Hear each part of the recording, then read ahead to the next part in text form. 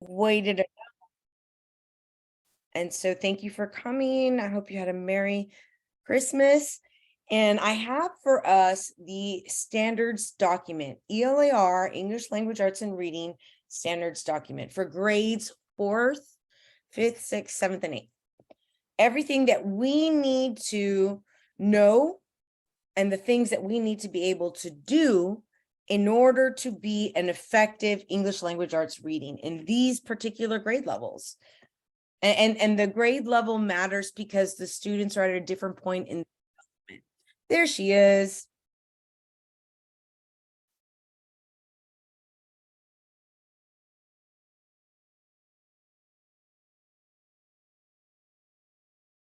Hello.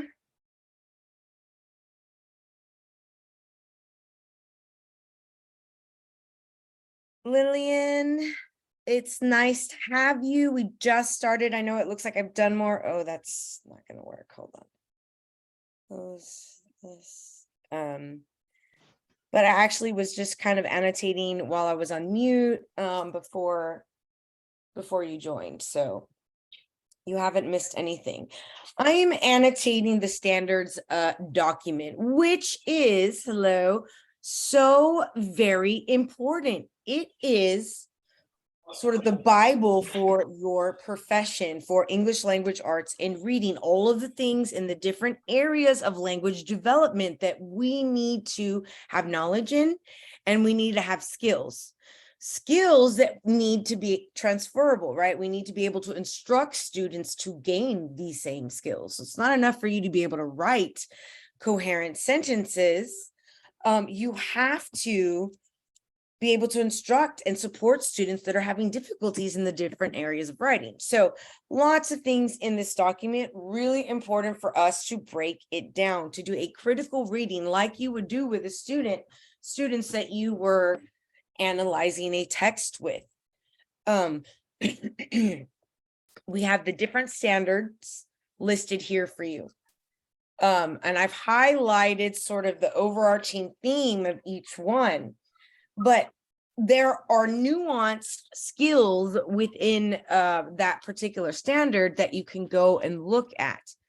This document, coupled with the TEKS, so, oh wait.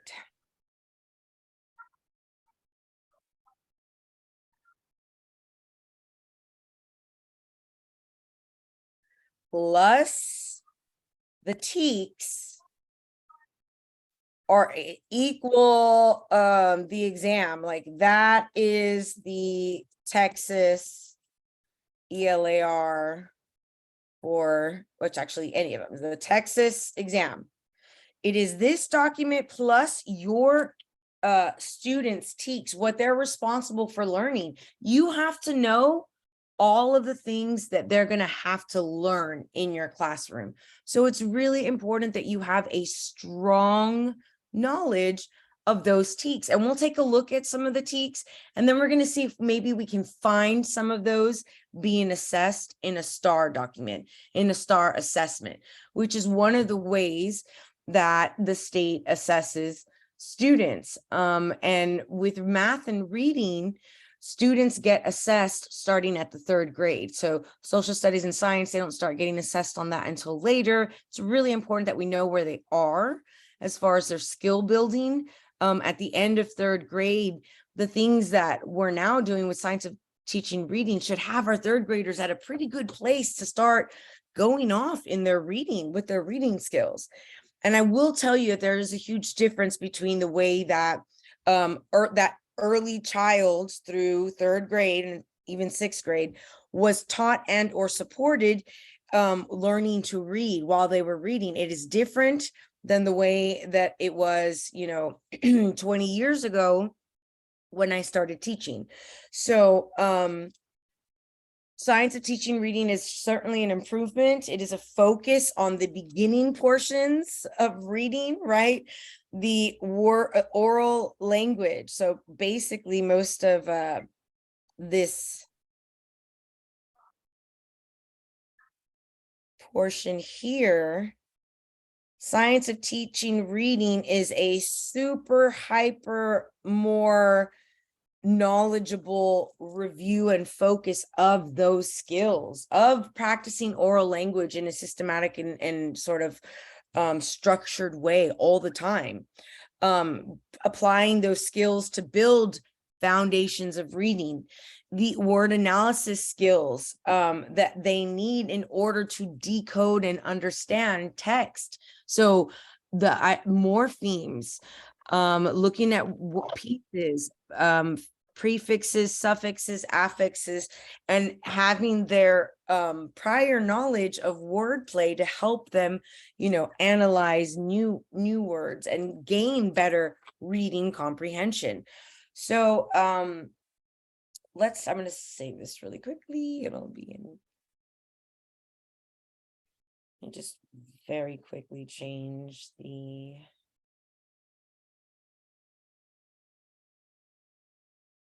ELAR 4 through 8. Okay, so let me clear this off and we'll go a little bit deeper. The importance of oral language just cannot be understated.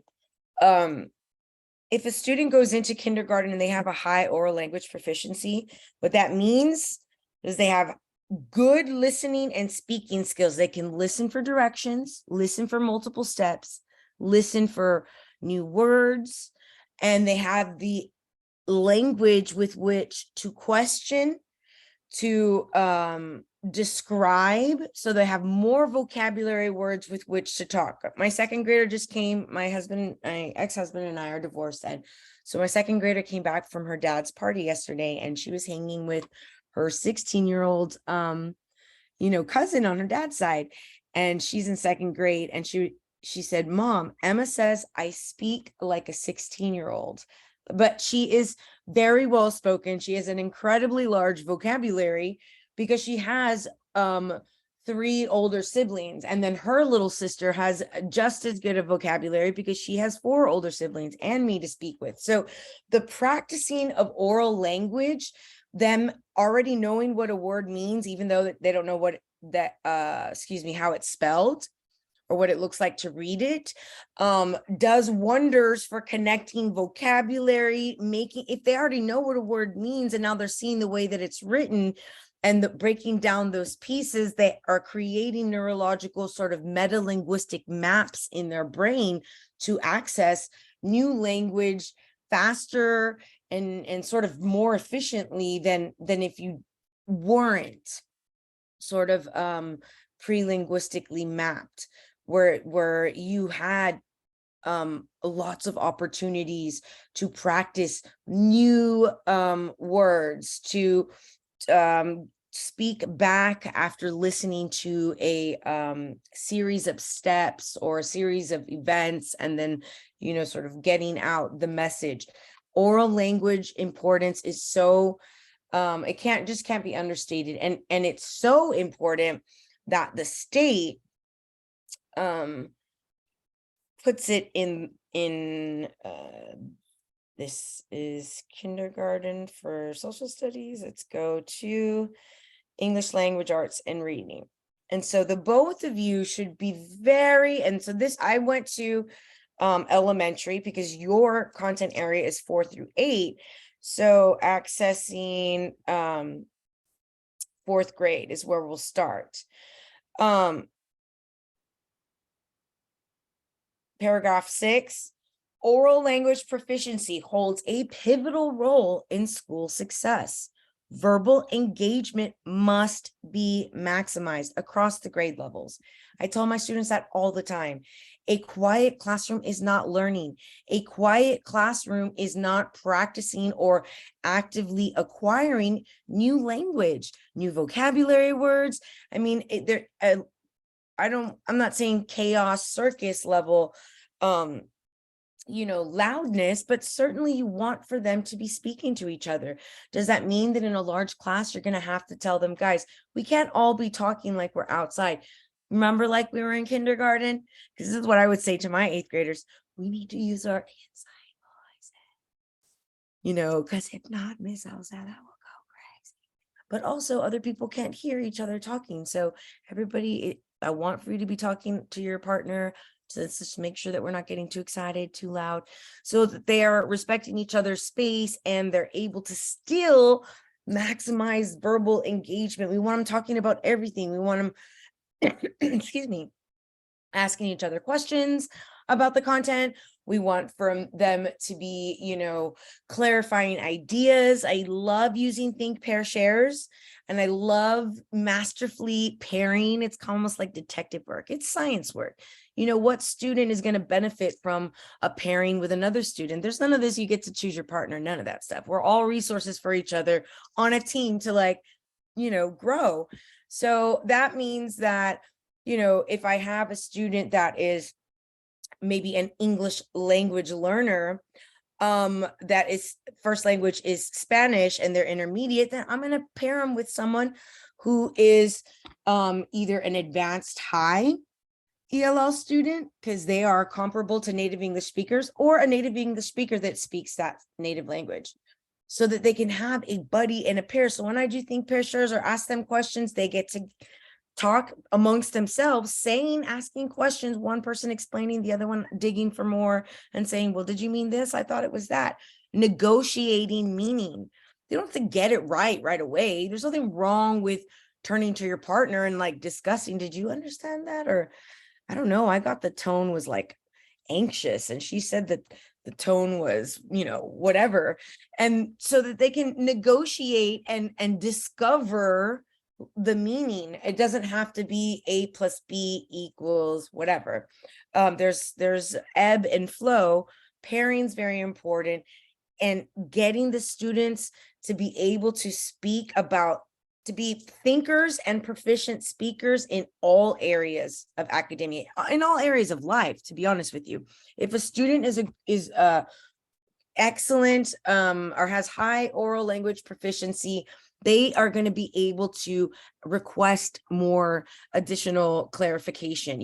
None of my daughters are genius readers. They're good, great readers for first and second graders, but their language level, their ability vocabulary wise, and their confidence in articulating whatever message they want to make is very high. So they can always ask for clarification, and they're not shy about doing that, because they know it's their learning experience. If you don't understand, baby, just ask someone, your partner next to you or the teacher, then sort of explain what area you need. So practicing with your students, always being verbal. It's a language class. It is, yes, it's reading and writing, but you can't do the reading and the writing if you're not orally proficient, and you can't listen and you can't speak.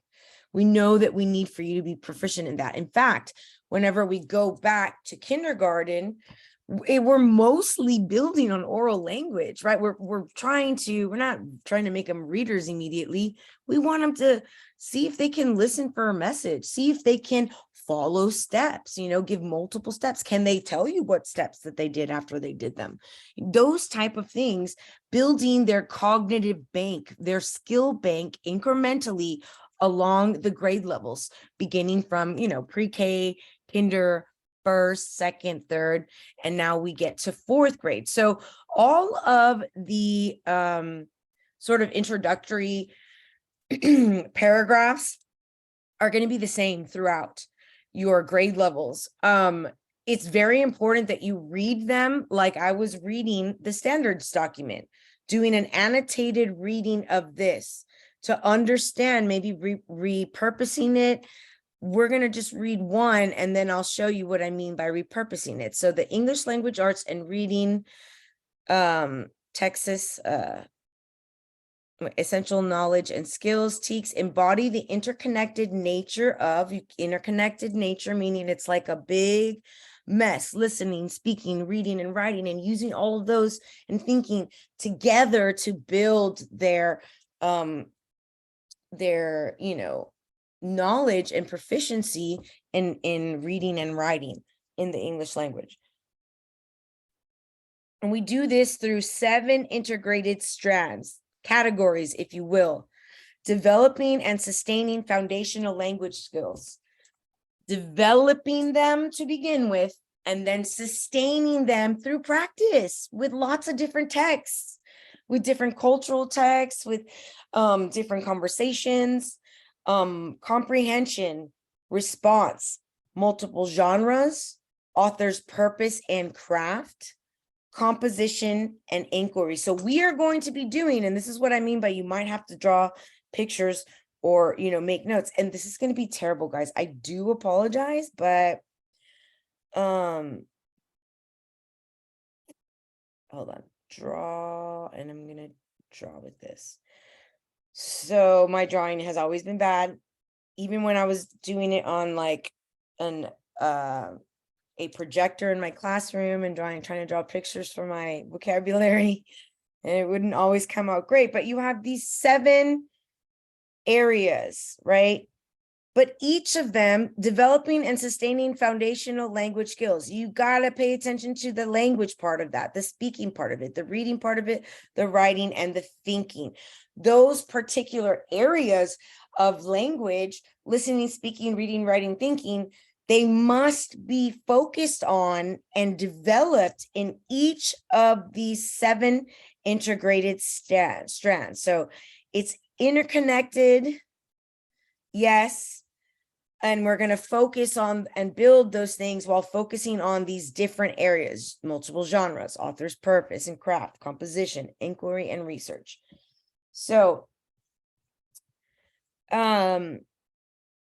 the strands focus on academic oracy, oral language proficiency, their ability to speak in an academic way.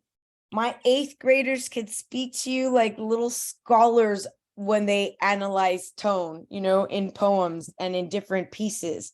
We did it. Anytime we read, I'd say, okay, let's take a look at the wordage, the verbiage, the words. Is the devil's in the details. What words did they use?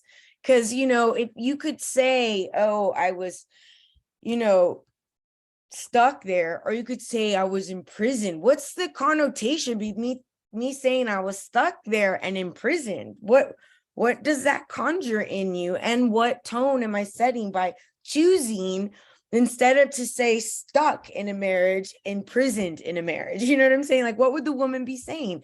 And have them speak about these things and ideas utilizing academic language. Diction is the author's particular word choice. You'll have to know that. A particular word choice, one word chosen over the many other synonyms, ways that you could say that. And we analyze that.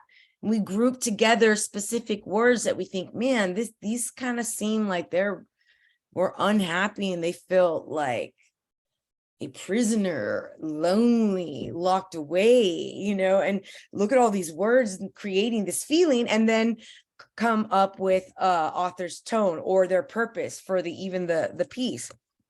So getting them to speak about it, you have to give them opportunities to speak about the things that they're learning in your English class and the things that they're reading in ways, you know, that are educational, discussing author's purpose, multiple genres, authentic reading as well.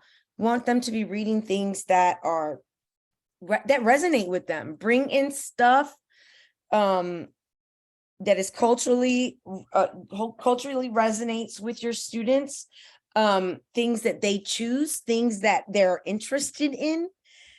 You know, one year anime was a big deal, and this was like in 2009. And a lot of my high school kids at PSJ North were into anime. It was like this huge thing. And I didn't have like any anime type graphic novels. I had other type. And so I went and made it a point to add to my personal library. Now, for the purposes of the exam, you'll never have to buy anything out of pocket. And you should have, you know, budgets and books galore to meet the needs of all of your students' interests and needs, but sometimes not. And then you can ask, you know, order out via your department. Especially English departments are really good about updating our libraries and making sure that we're bringing in culturally relevant, and we can't stick to just the main staples anymore. And although we do read them, We have to give them opportunities for authentic reading. That means they choose it themselves. They want to, it's not us, it's authentic. But reflective writing, okay, reflecting on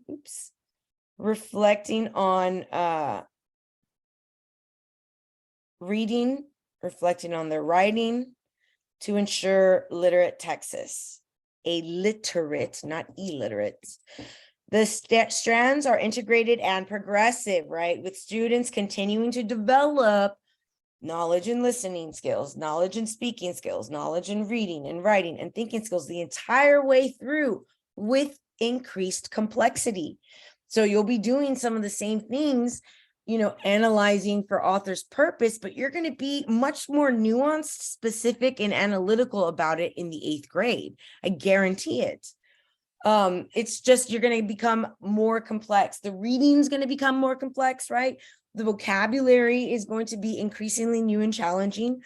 Complexity and nuanced in order to think critically and adapt to the ever evolving language, nature of language and literacy. Any questions so far?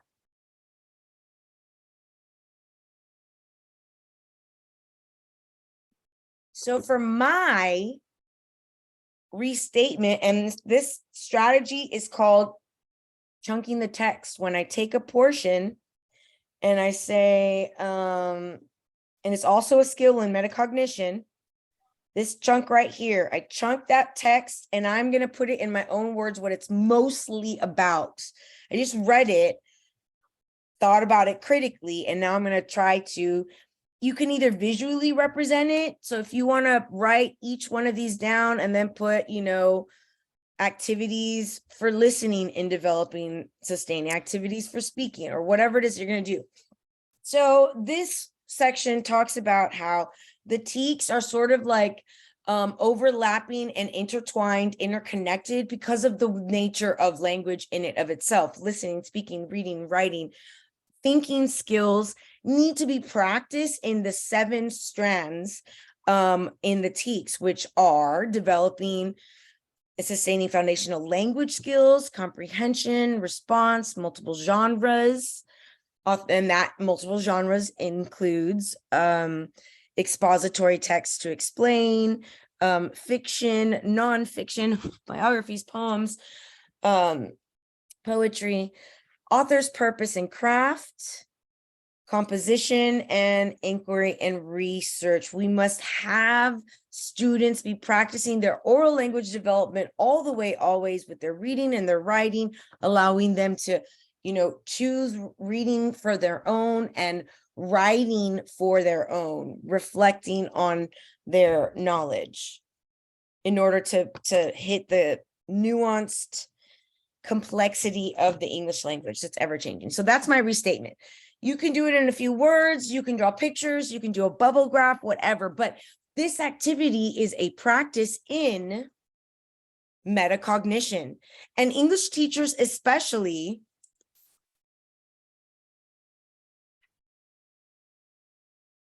metacognition, it equals thinking about your thinking or your reading, right? So if I just read that and I want to see if I understand it, engage in meta is myself, cognition is thinking. Think about my thinking. What was that paragraph mostly about? Okay, it was mostly about like the chaotic nature of language and how we're trying to hit all of these pieces, listening, speaking, reading, writing, thinking. And so by restating it, you make it your own. That metacognition, this skill is something that we practice with our students when we give them a text, even if it's a short text for 5th graders on, I don't know, beluga whales, right? We're reading a expository text on beluga whales, and we're trying to, you know, understand or read for information, details. We're going to try to identify also author's purpose. I would have them chunk the different paragraphs and have them reflect right at the end of the paragraph, a sentence or a few words about what was that paragraph mostly about. Well, this one was about what beluga whale First paragraph is about where beluga whales live, like what their environment is. The second one is about how they like breed and mate. The third paragraph was about how many of them are being killed because of, or whatever the case may be, them reflecting so that they check on that understanding. That checking on that understanding does something in the brain, and it becomes more and more second nature. You know what I mean? The more that you utilize the skill, the more teachers, let's say kindergarten all the way through fifth grade on a campus, are really good about making sure they're providing activities and skills that allow them to practice metacognition. The better they get at it, they'll get so good at it. Like my senior daughter right now, she's like her worst critic, and she's always like just very like rereading things and like, did I get that? And what was, okay, let me see. And this could be better in this way. And she's always thinking about her thinking. And you begin to do it more and more often automatically as a second nature type situation, metacognition, the more that it's practiced. But I want you to practice in your metacognition, because it is really important that you have a solid understanding of all of your TEKS. Now, you don't have to have this memorized. This portion here, which seems longer, the paragraphs, it's the same all the way throughout, fourth, fifth, sixth. You're gonna see it in that way. So you only have to do that once, and then you get down to something else that we read, that oral language proficiency holds a pivotal role in school success. Their ability to be successful in math, their ability to articulate their confusion in math or science, or their needs, very, very important. Statements that, okay, so here we knew the first one was this developing and sustaining foundational language skills. We knew that has to do with listening, speaking, discussion, and thinking, oral language. And this same section exists for kindergartners, and it's going to be, they have to do more of that in that grade level, because they're not at the reading place yet. So these are the things they must be able to do. Therefore, you must be able to do them. They must know these things before they leave you. Therefore, you must know these things before you take the exam. This next one is about beginning and reading, writing. These are some of the same TEKS that are utilized in science of the teaching reading, science of teaching reading. So we need for them to have strong word structure knowledge because of their phonological awareness. Phonological awareness is, morphology is under phonological awareness. So their ability to read better and write better as a result of their phonological awareness, which includes word structure, morphology, print concepts, phonetics, morphology to communicate, decode, and spell. And so these are the specifics that they have to be able to do. So I'm going to look at this one. Decoding multisyllabic words with closed syllables, open syllables, vowel consonant E syllables, vowel teams like IE or EA, like in the word team, including digraphs and diphthongs. And I always show the example of digraphs. And I was just doing math earlier, so let me jump out of rational and whole numbers and move into digraphs and diphthongs. Digraphs. So as you go through these, if you see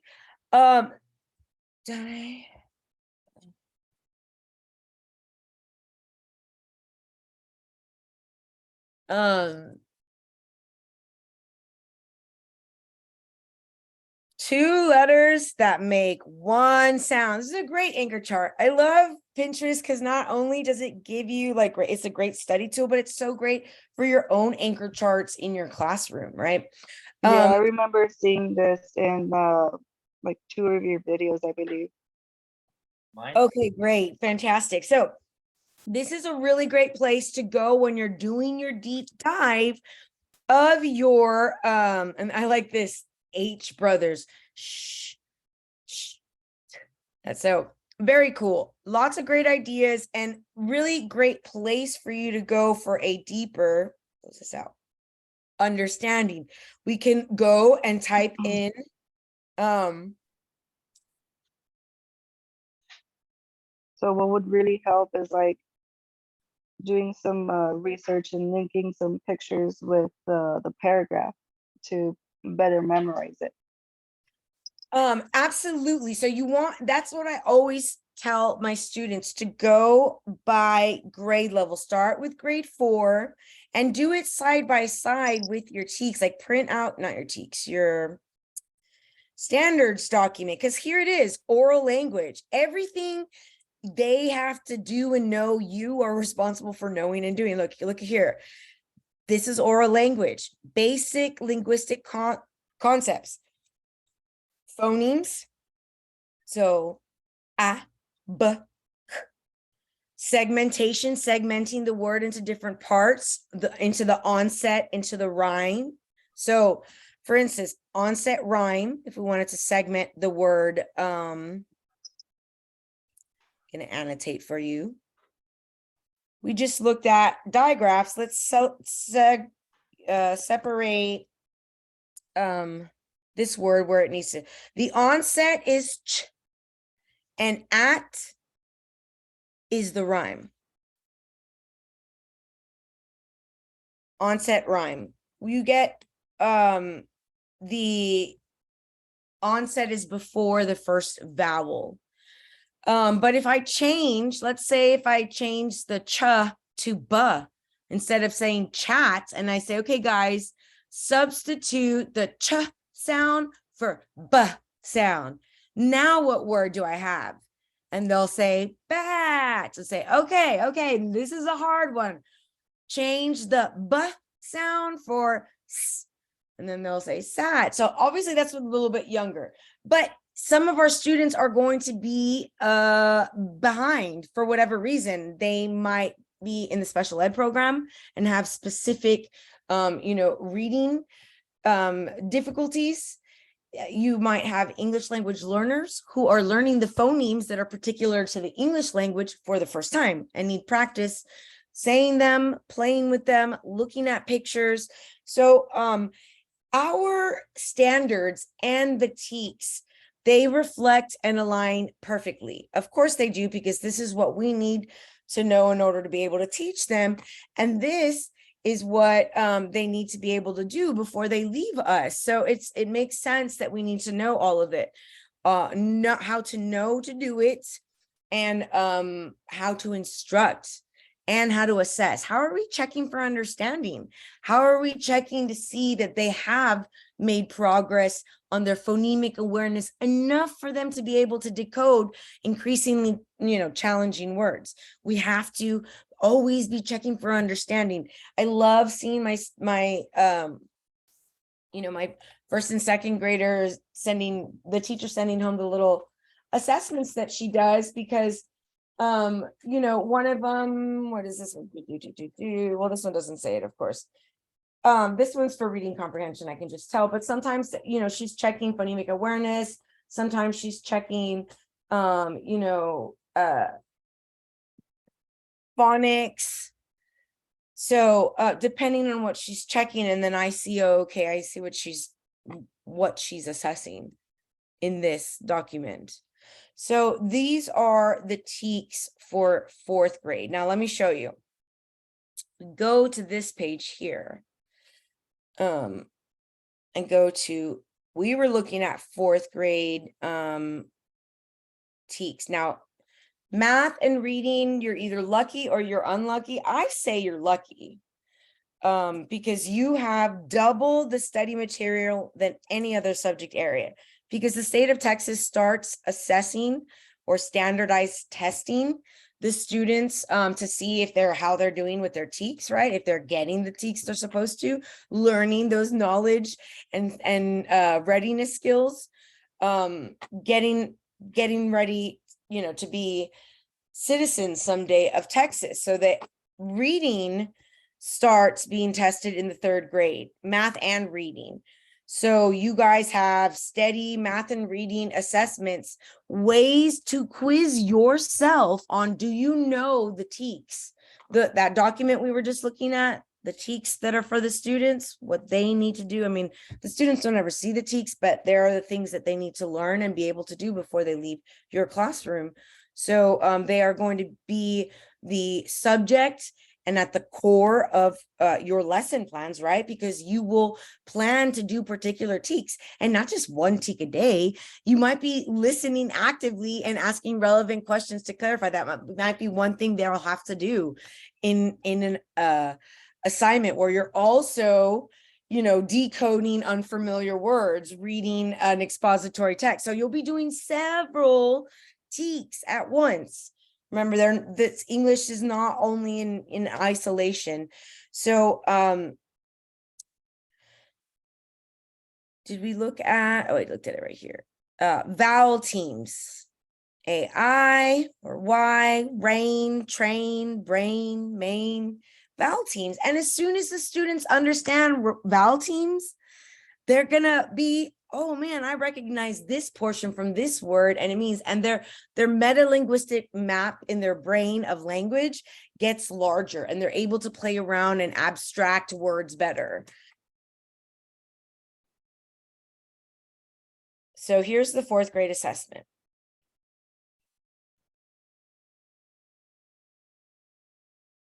And if you'll read, they do have to, actually, I think it says like a play in particular, or so you would read this, and then what is most likely the reason Nelson asked Lucia this question? This is an inferencing question. This is about the students' inferencing skills. Can they infer why he asked this question based on what he said and the stuff above and the stuff below, right? We go to the TEKS under the strand of reading.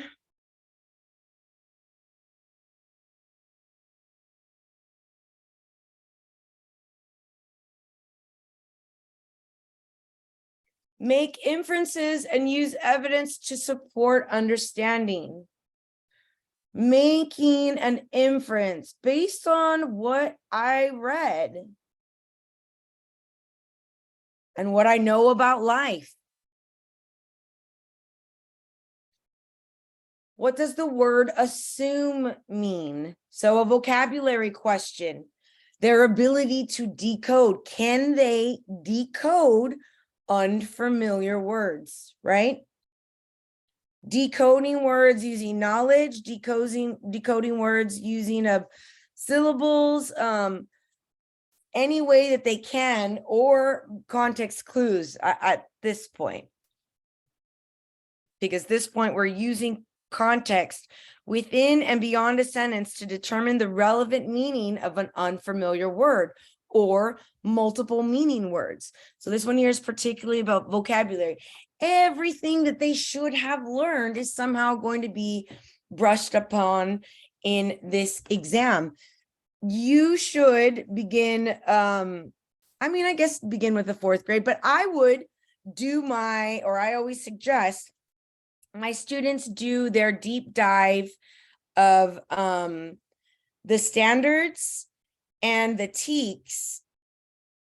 Print out your standards, and you can even on the back of these, if it's blank, you know, write your notes from the TEKS, each grade level getting a different section, or you can also print these out because I believe it's available on a PDF on that other page.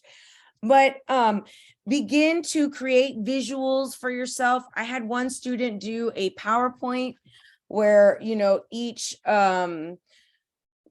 sort of like strand or whatever was fit on there on a PowerPoint like page with visuals. You can do it any way you want. There are no right or wrong.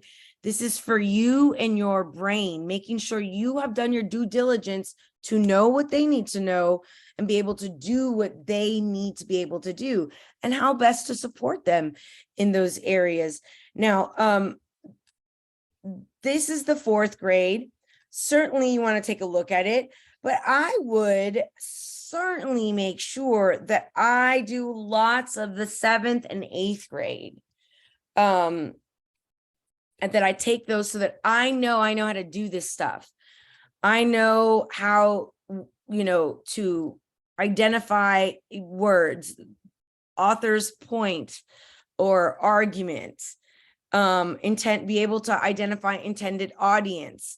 And so not only is this a great resource for studying after, but it is and a tool for learning, but it's a good assessment. How well did you do in your critical reading? So I'm not going to send you the STAR exams yet, which is why they're not in the folder to begin with, because I want you to do your deep dive with your standards and your TEKS first. Go through the TEKS, create your close reading document, right? Your annotated text or your study guide for 4th grade, 5th grade. And you should be able to say, well, the difference between 4th and 5th grade is this. This is how it changes. In 5th grade, we really start like viewing and representing like how media messages or whatever the change is, articulating it and making this information yours, making it to where you can discuss and articulate many of the concepts on here with ease.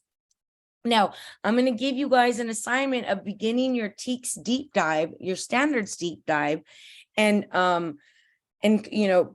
coming up with those documents and sending them to me. And then I'd like for you guys to take the 8th grade, a couple of the 8th grade STAR exams, and see how you did in preparing yourself for those things. And then we can get together and talk about that written portion, because I'd like to give an entire hour to the written portion alone. Open-ended question. Excellent. Okay.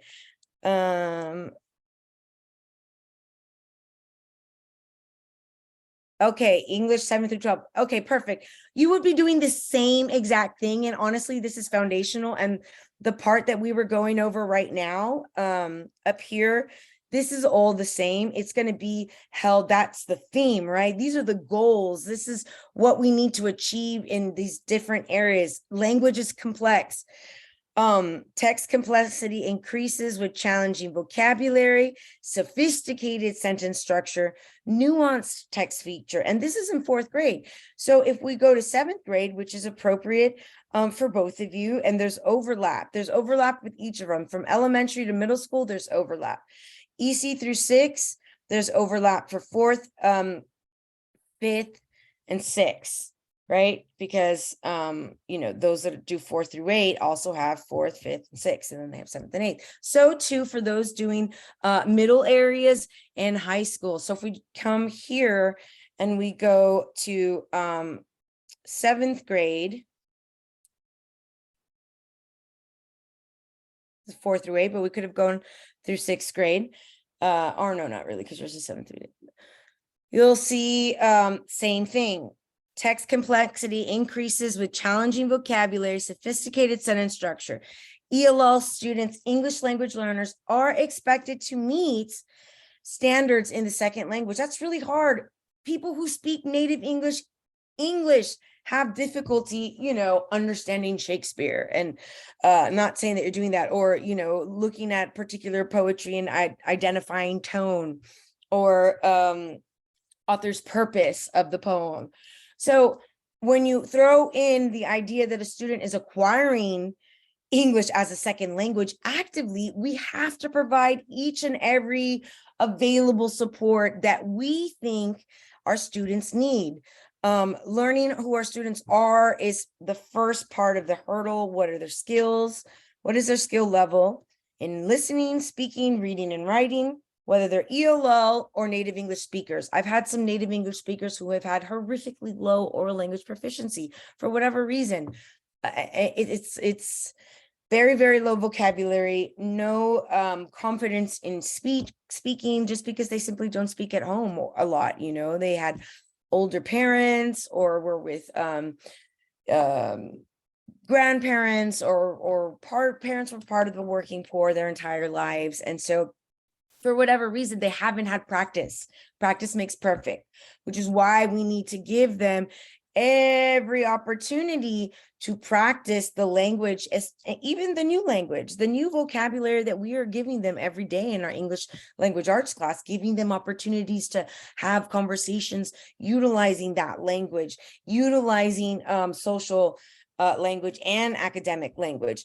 So their proficiency in English influences the ability to meet these standards, obviously. Obviously, it's hard for them to meet the standards in these TEKS if they don't speak English. It's going to make things terribly difficult. It's still what they have to do. They are responsible for doing it. Super hard task, very hard ask. We can do it if all teachers work together, if you utilize all of the resources in your classroom, carefully pairing your students so that they're with someone who maybe is fluent in their native language as well, and can be a resource. So these are some of the things that we utilize during the different stages of English language acquisition, which include beginner, intermediate, advanced, and advanced high. Beginner students do not speak any English, maybe a word or two. They have no oral language proficiency. They can't listen to what you're saying, and they can't speak in English about what they need. Their oral language proficiency is so low in English, right? Obviously, their oral language proficiency in their native language is very, very high. And the old way of doing it was like, don't use your native language, but that's silly. That's cutting off a whole bank of knowledge, their entire brain's worth of mapping, and telling them to throw it away and or shut it up. Don't use it for learning. Incredibly detrimental to their self-esteem and to their ability to even learn language. So we need to strategic use of first language. It's important to ensure linguistic development, affective, self-esteem, self-concept, cognitive development, and academic development. You cannot disconnect a student from their self, from their native self, their native tongue, their culture. And so knowing our students, knowing how to make connections between the new ideas and words that we're teaching them and their culture and their first language, very, very important. Utilizing adapted texts. These are all scaffolds. Scaffolds we could use to help them make the next step, to help them go to the next level. Translations, native language, strategic native language support, utilizing cognates, words that are the same in English and Spanish or English in another language. Summaries, pictures, visuals, images galore. Glossaries, bilingual dictionaries, thesauri, and other modes of ways to illustrate language and connect their prior knowledge with language concepts, right? Listening, speaking, reading, and writing. You're building all of those skills with your ELLs. And some of them, and they don't jump to the next level all as one. So they might still be like beginner readers and writers, but I already have them at the intermediate listening and speaking levels. Like they're just not at the reading level yet, but they're getting there. We're getting there, building that phonemic awareness so that they can begin to read, getting them to acknowledge have print awareness, the graphemes or actual, symbolic letters that we have, understand that they correlate to different speech sounds or phonemes. So they will progress at different levels. We have a lot of things that we can do in order to support them. Building vocabulary, not just with our ELLs. And I tell all of my students, ELL practices are best practices for everyone. They just are, because all the students are learning new vocabulary in your classroom all the time. And so you always have to be finding ways to connect and to maybe make summaries and provide multiple pictures or, illustrations to help them develop vocabulary. You want their word bank, even if it starts off just orally, which is perfectly fine, to be a huge sort of overflowing word bank, lots of words, lots of ways to say different things, and to have them feel comfortable playing and investigating new words, playing with the different parts. So they stay the same. And I jumped from 4th grade to 7th grade just so that I could show Lillian how the strands stay the same. So I broke this down into, I did a chunking of the text and a little metacognition. I'm restating in my own words what it was about. And I know that the first one is going to be about developing and sustaining foundational language skills. Again, oral language, we never leave it off. It's not like at 9th grade, we're like, okay, well, they speak pretty well at this point, so we're not going to focus on it. No. We are still trying to enhance and build on their ability to both listen effectively and speak effectively in all areas of life.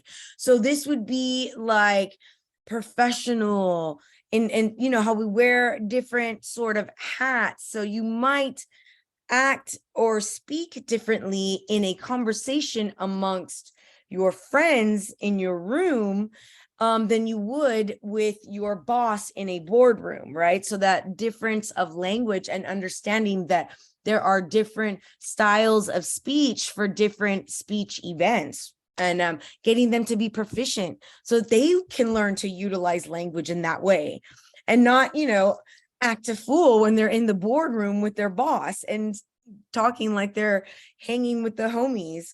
So getting students getting students to understand things all the way through in the same sort of strands. Comprehension skills. Student is expected to self-select text and read independently for a sustained period of time. They have to do silent sustained reading.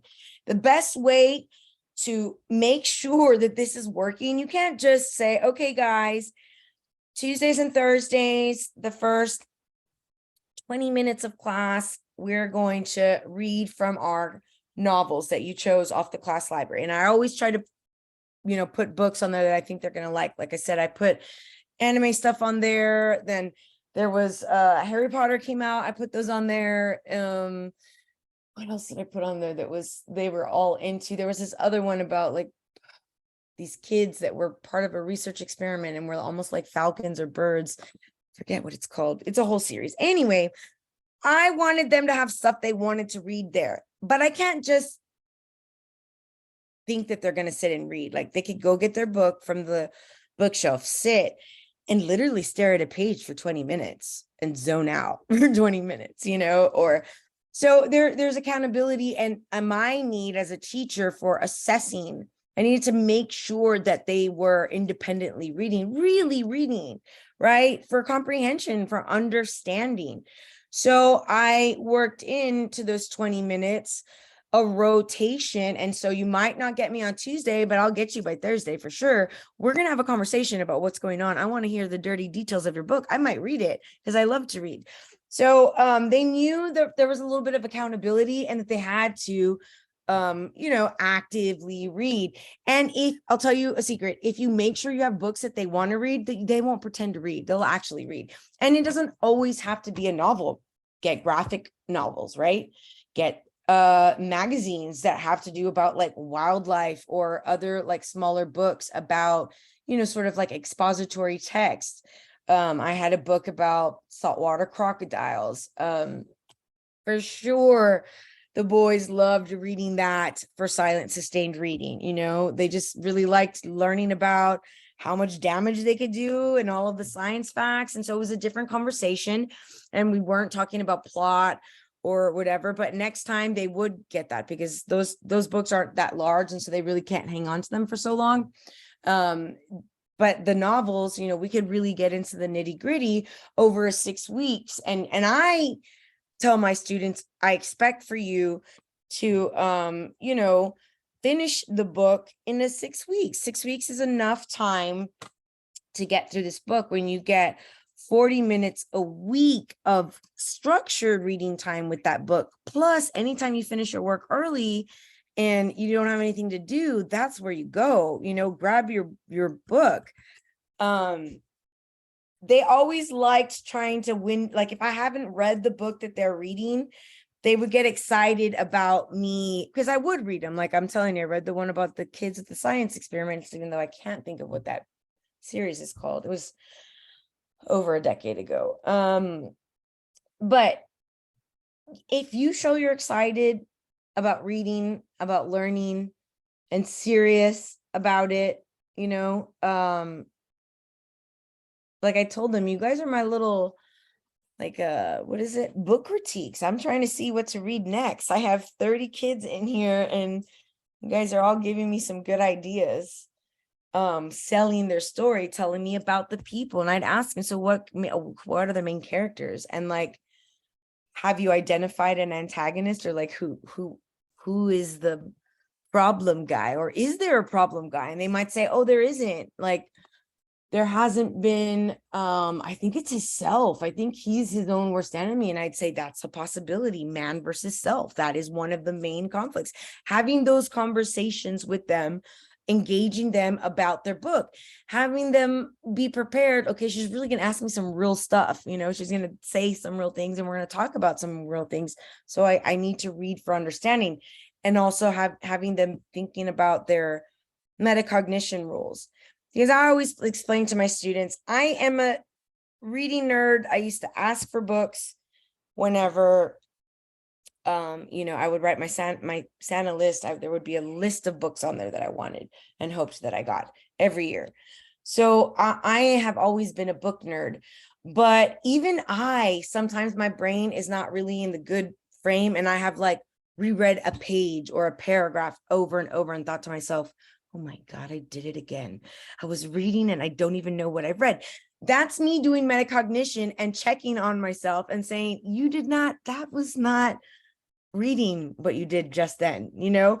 So getting the students to sort of do that and having those conversations with them, especially if they come to you and it's apparent that you sat there last week or last science sustained reading and you didn't engage in reading because you don't know anything about the story, and just saying, well, maybe you're not interested in it, or so like, what would you like to change, or do you want to try again because your brain wasn't in it? Just talking to them and giving them options.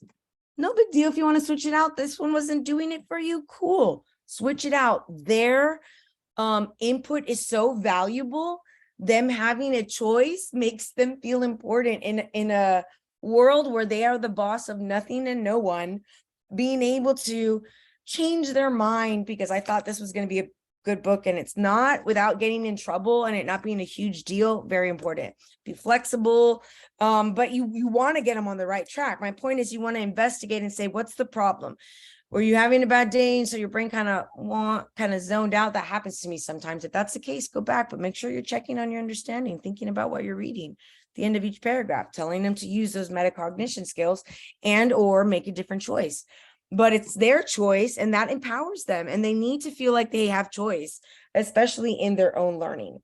So between this time and the next time we meet, and I'd like to, I know you said you want to go over the written person. Yeah, it was a great series. It's so great. It's like orphan kids, I'm not sure, and they're siblings, but I don't think they're siblings via birth. They're siblings via, they were together in this like science facility and they escaped, and they're like this sibling pact, and there's like the older ones and the younger ones, and so there's like coming of age and they're actively being chased. It's a really great book. So I've had so many great books that I've read as a result of my students. You know, and if they say, Miss Sauceda, I don't like any of the books on your bookshelf, like none of them, they are not my bag, baby, I'm not gonna get my feelings hurt. Like, what? I wish I could have enough books to satisfy everybody's delight. I don't. So if you want to, or if you want to give me some hints, I'll try to find some and bring them in. But if students say, I really like this series that I'm reading, can I read my own book? Certainly you can. Crazy pants, what are you thinking? You might have to lend it to me after you finish reading it. So you don't want to limit them and be like, no, it must be these things that you read in these words in this way and that time, especially not for their self-directed self-sustained. Remember, this is 7th grade. They need to be able to do these things. They need to be able to use what were we talking about? Metacognitive skills. They have to use those metacognitive skills. Think about their thinking. Ask themselves questions. What's the conflict in this short story? we have to know that the parts of a story, right? So that's something we have described at length in other grades, but certainly every year I revisit it. I don't care if I'm teaching senior English AP, which I have. I'm going to go over and review protagonist, antagonist, and have the students give me prior knowledge, give me examples of books you read, famous protagonists. Who's your most famous protagonist? Harry Potter. Well, who's your favorite antagonist? Cruella de Vil. Cool. Having them give you myriad examples. Metacognitive skills are their checking on their thinking about their thinking and their understanding. We're trying to deepen and develop these skills while using increasingly more complex texts, right? 7th grade, we're getting more complex. My students read a lot of poetry. We read Edgar Allan Poe. I mean, we read a lot of really great stuff. 7th and 8th grade, Eliza Wiesel, Anne Frank. So we're reading complex texts and nuanced topics. So establish purpose for reading, assigned and self-selected texts. These are things they have to do. And they have to know. That means you have to plan for opportunities for them to A, learn these skills, B, practice these skills, and C, practice them again while you assess them for understanding, right? So you have to be checking for understanding. And you're not going to just do it with one text. You're doing these things with multiple, myriad, many texts, different texts, different genres, right? Drama, poetry, prose, fiction, nonfiction, expository, for to learn, to explain. So all of those ideas, you have to be comfortable with each of these strands. So I would go and put the strands on in different groupings, and then just the particular skills for each one, and make sure that you understand what that entails. After you do that, I think it would be best practice. And for you, Lillian, you have the added bonus of like these high school exams as well, which you certainly should go and use them. Go and test your knowledge, test your revising and editing skills. I'd like for you girls to sign back up for another class, and we will go over the written portion. Now, Lillian, your written portion is more challenging than Mrs. Hernandez, than Orazal, just because it's just more, right? It's double. So not only do you have to be able to show that you can analyze poetry on an AP literature, level, identifying all of the authors,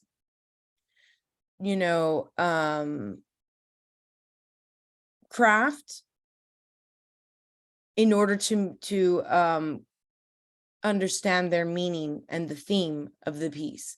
Then, or pieces, because I think they gave you poetry and prose, if I'm not mistaken.